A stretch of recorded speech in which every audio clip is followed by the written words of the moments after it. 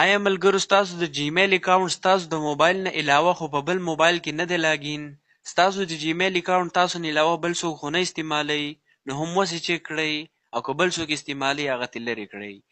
ځکه که تاسو په جیمیل کې دا سیټینګ ونه کړئ نو په دې سره ستاسو د موبایل ډیټا هم هیک کیدی شي او ستاسو موبایل پې هغه بل کس ریسټور کولی دا هم شي. نو که سبا لپاره تاسو سره دا مسله راځي نو هم اوس په خپل جیمیل کې دا یو سیټینګ وکړئ. راشئ په خپل موبایل کې به جیمیل راواړوئ، بره به تاسو په دې آیکن کلیک کړئ، دلته به تاسو سره جیمیل شو شي نو په دې کې به تاسو په دې ګوګل اکاونټ باندې کلیک واخلئ. یا به تاسو سره منیج اکاونټ راواخلي، هر یوې چې راوایستو په هغې به کلیک کوئ. بیا به تاسو معمولي شان داسې کوئ او دلته به تاسو په دې سیکیورټي باندې کلیک واخلئ. په دې کې به تاسو بالکل ښکته راشئ.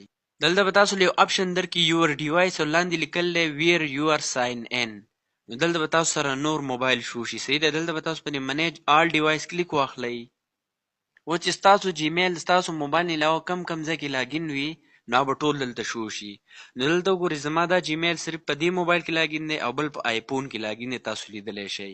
نو خپل جیمیل چک کړئ. که ستاسو جیمیل ستاسو موبایل نه علاوه بل ځای کې لاګین وي نو چې په کوم موبایل کې لاګین وي هغه تاسو لرې کول غواړئ نو سمپل په هغې دغه شان کلیک کوئ او دلته تاسو په دې ساین آوټ کلیک کوئ او کنفرم کوئ یې چې څنګه هم ساین آوټ کوئ ستاسو جیمیل به د هغه موبایل نه لرې شي. خو بیا له فورا پاسورډ چینج کوئ، بیا چې ستاسو کوم د جیمیل اکاونټ وي هغه به بالکل محفوظ تاسو سره پاتې شي.